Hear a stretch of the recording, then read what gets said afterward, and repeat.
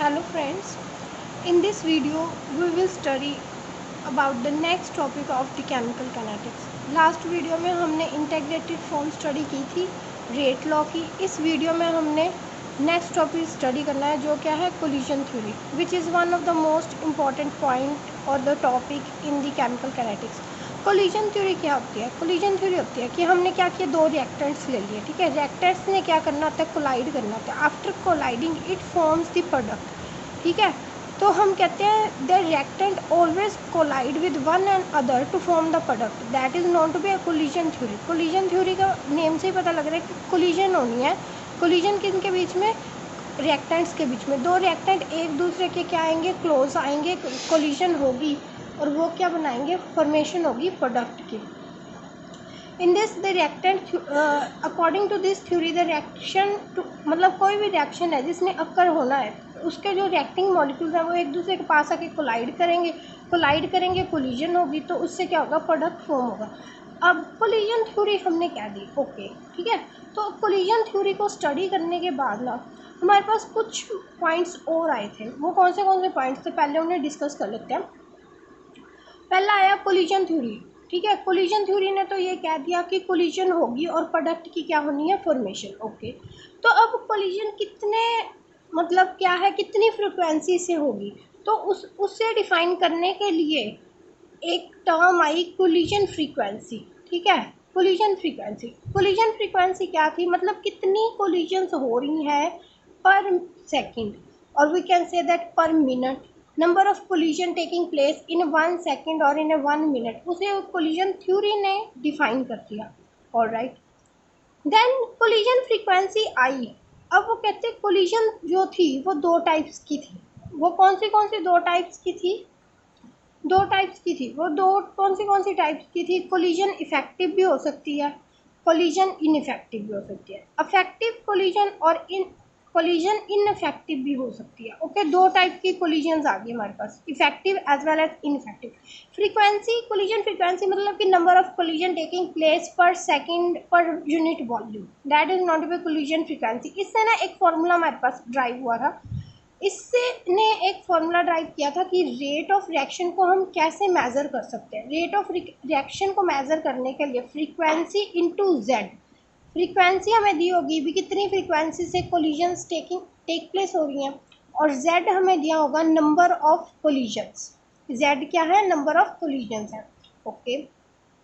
अब हमारा पॉइंट है effective collision, ineffective. Effective collision वो कोलिजन्स जिसके साथ क्या है, रिएक्टेंट्स ने क्या कोलाइड किया और प्रोडक्ट की फॉर्मेशन हुई, मतलब एक आउटकम आई जिस कोलिजन से, उसे कहते हैं इफेक्टिव कोलिजन। और इनइफेक्टिव कोलिजन जिसमें रिएक्टेंट ने रिएक्ट किया, रिएक्टेंट ने क्या कहते हैं, कोलिजन की, लेकिन प्रोडक्ट की फॉर्मेशन नहीं हुई, that is not to be ineffective collision. अब अगर हमने इफेक्टिव और इनइफेक्टिव की बात करनी हो तो हम ऐसे भी कर सकते हैं। मान लो दो स्टूडेंट्स थे, क्लास में बैठे थे, ठीक है। दोनों में क्या होगी, लड़ाई। अब ये लड़ाई स्टार्ट हुई थी कि ना टीचर आ गई, वो स्टार्ट करने ही लगे थे, तो उसमें क्या है, उनकी कोई आउटकम नहीं आई, ठीक है।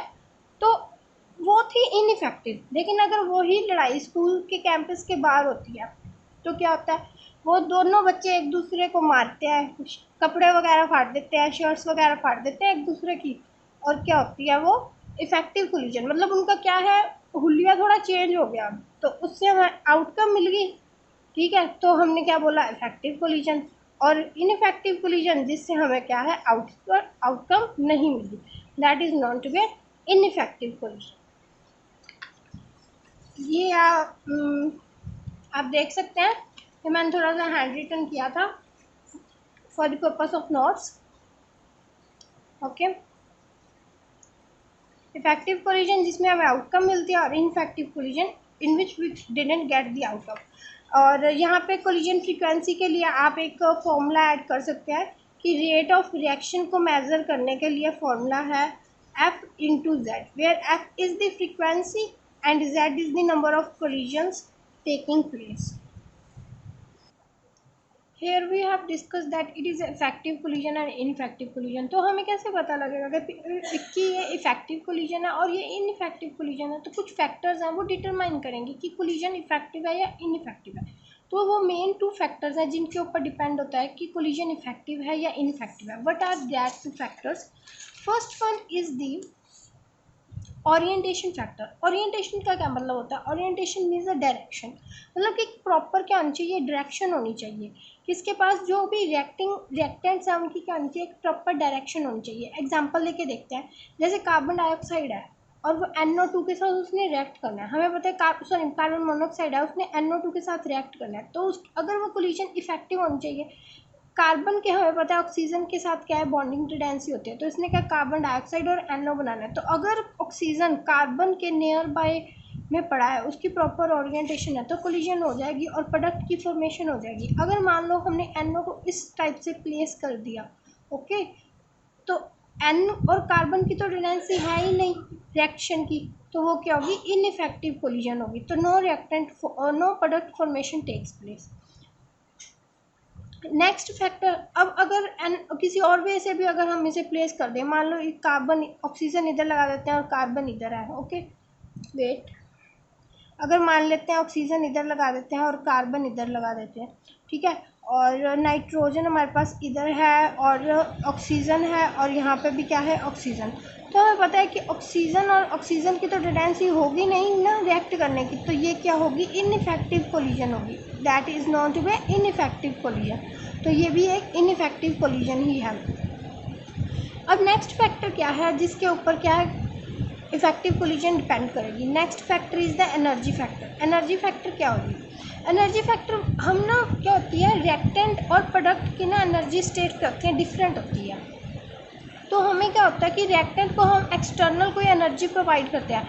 जैसे कई बार हम रिएक्शन को प्रोसीड करवाने के लिए हम उसे हीट करते हैं कि वो जल्दी से क्या है, प्रोसीड हो जाए और कंप्लीट हो जाए। तो एक्सटर्नल एक तरह से एनर्जी प्रोवाइड की जाती है। जो एक्सटर्नल एनर्जी हम प्रोवाइड करते हैं in form of a heat और whether in form of pressure, और हम शेकिंग करते हैं, तो वो क्या है, रिएक्शन को फास्ट अप करने के लिए होती है। तो वो जो एनर्जी हम प्रोवाइड करते हैं उसे एनर्जी को बोलते हैं एक्टिवेशन एनर्जी।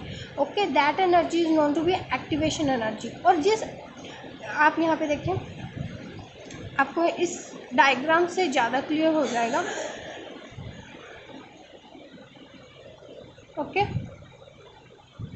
हमने क्या किया, एनर्जी प्रोफाइल डायग्राम बना ली। हमारी रिएक्टेंट स्टेट यहाँ पे है नीचे और प्रोडक्ट थोड़ी उसके ऊपर है। तो हमें इस क्या है, इस पॉइंट को क्रॉस करके जाना है। रिएक्टेंट ने इस पॉइंट्स को जब क्रॉस कर जाएगा, अब मान लो यहाँ पे 2 कोई भी रिएक्टेंट मॉलिक्यूल्स पड़े हैं, इन्होंने क्या किया, रिएक्ट किया। जैसे ही ये इस पॉइंट को क्रॉस कर जाएंगे, इनकी एनर्जी इतनी आ जाएगी तो वो प्रोडक्ट में इमीडिएटली चेंज हो जाएंगे। ओके, तो जो भी एनर्जी हम इसे इन 2 रिएक्टेंट के मॉलिक्यूल्स को प्रोवाइड करते हैं कि वो इस पॉइंट को क्रॉस करें, उसे हम बोलते हैं एक्टिवेशन एनर्जी। एक्टिवेशन एनर्जी वो एक्स्ट्रा अमाउंट ऑफ एनर्जी होती है जो हम सप्लाई करते हैं किसी रिएक्टेंट को to change into the product. Now that next is the, अब इस पॉइंट को, जिस पॉइंट को उसने क्रॉस करना है, मतलब कि वो उसकी एक थ्रेशोल्ड लिमिट है कि इतनी मिनिमम एनर्जी उसे चाहिए इसे क्रॉस करने के लिए। तो वैसे ही इससे हम बोलेंगे मिनिमम अमाउंट जो एनर्जी चाहिए होती है रिएक्टेंट को प्रोडक्ट में चेंज होने के लिए, उसे हम बोलते हैं threshold energy. Now the next point, अब हमने इसमें एक बात याद रखनी है जो एक्टिवेशन एनर्जी और क्या रिएक्शन की स्पीड के ऊपर डिटरमाइन है। वो कहते हैं higher the activation energy slow is the rate of reaction.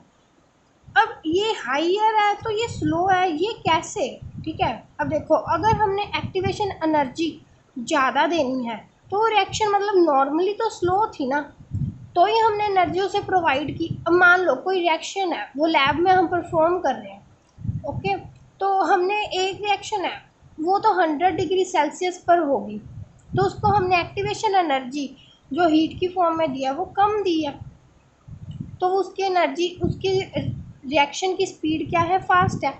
लेकिन अगर कोई रिएक्शन है वो 500 डिग्री सेल्सियस पर हो रही है तो उसकी एक्टिवेशन एनर्जी बहुत ज़्यादा है, तो उसकी रेट ऑफ रिएक्शन क्या होगी, बहुत कम होगी। तो ये दोनों इन्वर्सली प्रोपोर्शन चलते हैं, ये आपको ध्यान में रखना है। ना next come the catalyst. Catalyst क्या होता है? कैटलिस्ट सिंपली लैंग्वेज में है ना, वैसे क्या करते हैं which speeds up the reaction, but that's the wrong definition. Definition वो होती है catalyst is a substance which alters the rate of reaction. Alters का मतलब है कि वो इंक्रीज भी कर सकता है, डिक्रीज भी कर सकता है without being get converted without being get converted into any of the product. हमें कैटलिस्ट एंड में क्या है, एज इट इज़ वैसे का वैसे ही मिल जाता है। अब वो इंक्रीज कैसे करता है? हम कह देते हैं इंक्रीज करता है। अगर इस एनर्जी प्रोफाइल डायग्राम से देखें ना, तो वो पता है कैसे इंक्रीज करता है। पहले तो रिएक्शन ने इस पास से जाना था, जो मैंने पेन से ड्रॉ किया। जब हमने कैटलिस्ट डाल दिया ना, तो वो एक उसको क्या करेगा, एक अल्टरनेट पाथ दे देगा, मतलब एक शॉर्टकट दे देगा रिएक्शन को भी। तू ना इधर से जाने की बजाय ना इधर से चली जा, तेरे थ्रेशोल्ड एनर्जी क्या होगी, कम वैल्यू की होगी, विच जो तो इजीली एक्वायर कर लेगी। हम कम एक्टिवेशन एनर्जी पर भी तो थ्रेशोल्ड एनर्जी लिमिट को क्या है, क्रॉस कर लेगी, और क्या है, जल्दी वो रिएक्टेंट क्या है, प्रोडक्ट में चेंज हो जाएगा। तो रिएक्शन क्या है, शॉर्टकट प्रोवाइड करता है और रिएक्शन को आगे क्या है, फ्लो मतलब प्रोसीड करवाता है। हमारा जो कोलिजन थ्योरी था उसका पार्ट इतना ही था, ये थ्योरी बेस्ड ही पार्ट है। अब हमारे पास नेक्स्ट एक बहुत इंपॉर्टेंट इक्वेशन आती है, ठीक है। वैसे तो इसे पर्टिकुलरली आपके सिलेबस में मेंशन नहीं है, लेकिन जो केमिकल कैनेटिक्स की बुक में इसका बहुत इंपॉर्टेंट रोल होता है। That is the Arrhenius equation. Arrhenius equation क्या है, इसे हम ना रेट कांस्टेंट और टेम्परेचर के बीच का रिलेशन भी कह देते हैं। हमें पता है कि रेट कांस्टेंट क्या था, के किसके ऊपर डिपेंड करता है। हमने पिछली वीडियो में डिस्कस भी किया था कि के सिर्फ टेम्परेचर के ऊपर डिपेंड करता है। एक पर्टिकुलर टेम्परेचर के लिए एक पर्टिकुलर रेट कांस्टेंट होता है, जो किसके ऊपर डिपेंड करता है, के ऊपर। तो अर्हीनियस ने क्या किया, रेट कांस्टेंट और टेम्परेचर के बीच में एक रिलेशन ड्रॉ कर दिया। वो रिलेशन क्या था, k is directly proportional to e raise to power minus E A upon R T.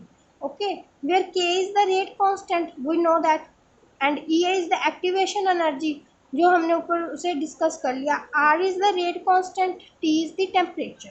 Now to इन प्रोपोर्शनैलिटी कांस्टेंट को हटाने के लिए इन्होंने क्या किया, एक कांस्टेंट यूज कर लिया। कांस्टेंट का नेम क्या था, ए को क्या डिटरमाइन किया फिर, अर्हीनियस इक्वेशन, अर्हीनियस कांस्टेंट, ए को डिटरमाइन किया अर्हीनियस कांस्टेंट, सॉरी, और इस इक्वेशन का नेम दिया इन्होंने Arrhenius equation. Okay, that is K is equal to A E raise to power minus E A upon are T. Further हमने क्या किया, अर्हीनियस इक्वेशन की मॉडिफिकेशन फॉर्म भी करनी है, क्योंकि उसके ऊपर न्यूमेरिकल आ सकता है। तो और उसके मॉडिफिकेशन फॉर्म करने के क्या किया, इन दो taking natural log on both side natural log ले लिया। नेचुरल लॉग लेने के बाद हमें पता है कि इक्वेशन बन जाएगी log A plus log E raise to power minus E A upon are T. तो ए तो ए को हमने एज इट इज़ लिखा, लॉग ई क्या होता है, लॉग ऑफ नेचुरल ई 1 होता है, पावर के आगे आगे आ जाएगी, तो ये कुछ इस तरह की इक्वेशन बन जाएगी, log K log A minus E A upon are T, where as log E is equal to 1। Then अब हमने क्या किया, लॉग को सिंपल नेचुरल लॉग को सिंपल लॉग में चेंज किया। जब हम नेचुरल लॉग को सिंपल लॉग में चेंज कर रहे हैं, तो 2.303 के साथ क्या करते हैं, मल्टीप्लाई कर देते हैं। तो मल्टीप्लाई करके हम उसे नेचुरल लॉग को सिंपल लॉग में लिख सकते हैं। तो हमारे पास क्या आ जाएगी, 2.303 लॉग के इज इक्वल टू 2.303 लॉग ए। इसको भी 2.303 से मल्टीप्लाई कर दिया, माइनस ई अपॉन आर टी। अब हमें पता लग गया कि के क्या है, रेट कांस्टेंट है, ए अर्हीनियस कांस्टेंट है, ई एक्टिवेशन एनर्जी है, आर गैस कांस्टेंट है, जिसकी वैल्यू भी 8.314 क्या होती है, हमने फिक्स की होती है। टी क्या है, टेम्परेचर है। तो ये सारी इक्वेशन में तो कांस्टेंट्स ही हैं, ये भी कांस्टेंट है, ये भी कांस्टेंट है। ई क्या है, एक्टिवेशन एनर्जी जो हमें गिवन होगी, और आर क्या है, ये भी कांस्टेंट है। तो टेम्परेचर के ऊपर डिपेंड करेगी ना सारी इक्वेशन। तो अगर हम दो अलग अलग टेम्परेचर्स के ऊपर इस इक्वेशन को डिफाइन करना चाहें तो हम कैसे करेंगे, एक टेम्परेचर T1 ले लिया, एक टेम्परेचर T2 ले लिया। ओके, तो हमने क्या किया, टेम्परेचर 1 के लिए रेट कांस्टेंट अलग होगा, टेम्परेचर 2 के लिए रेट कांस्टेंट अलग होगा, क्योंकि हमें पता है कि रेट कांस्टेंट सिर्फ टेम्परेचर के ऊपर डिपेंड करता है। तो दो हमारे पास क्या आ गए, रेट कॉन्स्टेंट्स आ गए। हमने 2.303 के साथ मल्टीप्लाई किया, log K1 2.303 log K2, दोनों को 2.303 के साथ मल्टीप्लाई करके हमारे पास क्या है, इन दोनों दो इक्वेशंस हमने लिख दी T1 के लिए और T2 के लिए। अब इन दोनों इक्वेशंस को क्या किया, सब्ट्रैक्ट। जब सब्ट्रैक्ट किया ये हमारे पास टर्म कैंसिल हो जाएगी। जैसे हम साइमल्टेनियस इक्वेशंस को 6th 7th तक में हम वो सॉल्व करते हैं, एज इट इज़ सॉल्व किया। सॉल्व करने के बाद हमारे पास कुछ इस तरह से बन जाएगा। ये यहाँ मैंने डायरेक्टली लिख दिया। अगर आपको डायरेक्टली नहीं आता तो मैं इंटरमीडिएट वाला जो स्टेप अप कर देती हूँ। 2.303 कॉमन आ गया, log of K1 minus K2 okay is equal to minus EA upon RT1 plus EA upon RT2। तो हमारे पास ये हमें पता है, सॉरी यहाँ पे भी लॉग आएगा, ठीक है। हमें पता है कि log K1 minus log K2 है, तो K log A minus log B का फॉर्मूला होता है log A upon log B, वो मैंने यहाँ आइडेंटिटी लगा दी। EA अपॉन R को मैंने कॉमन निकाल लिया, E अपॉन R कॉमन आ गया, 1 upon T2 minus 1 upon T1। LCM लेके मैंने बना दिया EA upon R T1 minus T2 upon T1 into T2, 2.303 log K1 upon K2। 2.303 को यहाँ ले आओ, दैट डजेंट मैटर। अब आता है टास्क कि हमें इस इक्वेशन को मेमोराइज कैसे करना है। मेमोराइज कैसे करेंगे, 2.303 log K1 अपॉन K2, जो ऊपर है ना उसको पहले लिखना है, ठीक है। जो नीचे है उसको माइनस में बाद में लिखना है। बस इतना याद रखो कि इस इक्वेशन में माइनस है। दोनों टेम्परेचर्स का सेपरेशन है। सेपरेशन कैसे करना है, जो ऊपर है लॉग में उसे पहले लिखना है, जो नीचे है वो बाद में लिखना है। T1 into T2। अगर यहाँ पे K2 ऊपर लिख रहे हो आप तो T2 आगे आएगा, और T1 नीचे है तो T1 बाद में आएगा। बस उसी तरह से आपको अरेंजमेंट करनी है। Discuss some of the MCQs based on the chemical kinetics, क्योंकि ये केमिकल काइनेटिक्स का लास्ट पार्ट था। अब हम नेक्स्ट वीडियो में नेक्स्ट चैप्टर को कैरी ऑन करेंगे। तो इसके कुछ MCQs देख लेते हैं। In photochemical reaction the rate of reaction depends upon the photochemical reaction. हमें पता है फोटोकेमिकल रिएक्शन किसके ऊपर डिपेंड करती है, सिर्फ किसके ऊपर डिपेंड करती है, इंटेंसिटी के ऊपर। वो रिएक्शन जिनके ऊपर क्या लिखा होता है, H लिखा होता है, that reaction is known to be a photochemical.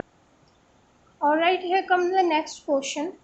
The second order reaction obeys the first order rate equation due to the presence of one of the reactant in excess। अब ये क्या कहना चाहता है कि है तो वो एक्चुअल में सेकंड ऑर्डर रिएक्शन, लेकिन वो फर्स्ट ऑर्डर रिएक्शन को ओबे कर रही है, तो उस रिएक्शन को हम क्या कहते हैं, that reaction is known to be pseudo unimolecular reaction. Actually पता है क्या होता है, सूडो यूनिमोलिकुलर रिएक्शन में क्या होता है कि जो रेट ऑफ रिएक्शन है ना, वो दो के क्या होती हैं, इक्वल होते हैं। जैसे हमने कल करा था कि inversion of cane sugar, inversion of cane sugar में क्या था, C12H22O11 और यहाँ पे था H2O। तो क्या होता है, वो हमारा C12H22, सॉरी ये थोड़ा मैं बड़ा करके लिख देती हूँ, C12H22O11 था और हमारे पास क्या था, वाटर था, ठीक है। हमारे पास ये दो कंपोनेंट्स थे। हमें पता है कि C12H22O11 क्या है, हमने इसे लिमिटेड अमाउंट में लेना है, इसे क्या लेना है, लिमिटेड अमाउंट में। और वाटर क्या होता है, हमारा एक्सेस होता है। जो हमारी चीज़ केमिकल काइनेटिक्स में एक्सेस में आ जाती है ना, तो वो खुद ब खुद उसकी स्टाइकोमेट्री क्या हो जाती है, 0, और जो लिमिटेड में उसको हमने क्या कह दिया, 1। एक्चुअल में तो इसके दो मॉलिक्यूल, हमने कहा था कि ऑर्डर क्या होता है, जितनी मॉलिकुलैरिटी है, लेकिन इसमें क्या होता है, मॉलिकुलैरिटी तो 2 है, लेकिन ये एक्सेस में होने के कारण इसका स्टाइकोमेट्री 0 हो जाता है, और ये लिमिटेड में होने के लिए 1। That why we name it as a pseudo unimolecular reaction. Here comes the next. For the first order reaction, time required to decompose the 75% is related to the T half। अब हमने कल किया था कि फर्स्ट ऑर्डर रिएक्शन के लिए जो time T half होता है वो 75% के कैसे रिलेट होता है। हमने किया था कि T75 कितने टाइम्स होता है, 2 टाइम्स होता है। हमने ये कल की वीडियो में डिस्कस अच्छे से किया था, जिसने नहीं देखी वो देख सकता है, प्लीज़ प्लेलिस्ट में पढ़िए। Now the energy of activation for the reaction is 0। हमें पता है कि एनर्जी ऑफ एक्टिवेशन क्या है, रिएक्शन का 0 है। तो रिएक्शन किसके ऊपर डिपेंड नहीं कर रही, रेट ऑफ रिएक्शन किसके ऊपर डिपेंड नहीं कर रहा। हाँ, एक्टिवेशन एनर्जी हमें पता था, हमने अभी एनर्जी प्रोफाइल जो डायग्राम बनाई है, हमने किया था कि रिएक्टेंट यहाँ पे है, प्रोडक्ट यहाँ पे है वो एनर्जी जो एक्सटर्नली हम रिएक्टेंट को देते हैं इस थ्रेशोल्ड लिमिट को क्रॉस करने के लिए वो थी। तो अगर वो टेम्परेचर के ऊपर डिपेंड ही नहीं कर रही तो वो क्या है, मतलब टेम्परेचर क्या है, उसकी एक्टिवेशन एनर्जी ही ज़ीरो है, तो हम वो टेम्परेचर के ऊपर डिपेंड नहीं करती। Here, from this question, we have to tell which one is the example of the pseudo unimolecular reaction. तो मैंने कल ये बताया था कि pseudo unimolecular reaction की दो ही example है, inversion of cane sugar and the second is acidic hydrolysis of the esters. Esters की जिसकी acid hydrolysis होती है वो, और inversion of cane sugar. Now next question हमें क्या, इसका हमें क्या equation को फॉर्म में दूसरी स्टाइकोमेट्रिक फॉर्म में लिखना है, तो कैसे लिखते हैं,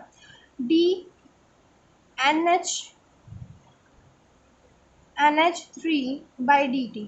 ओके, इसकी क्या है, डिकम्पोजिशन हो रही है तो आगे लगेगा माइनस, लेकिन जो स्टाइकोमेट्री है उसको हम 1/2 कर देंगे।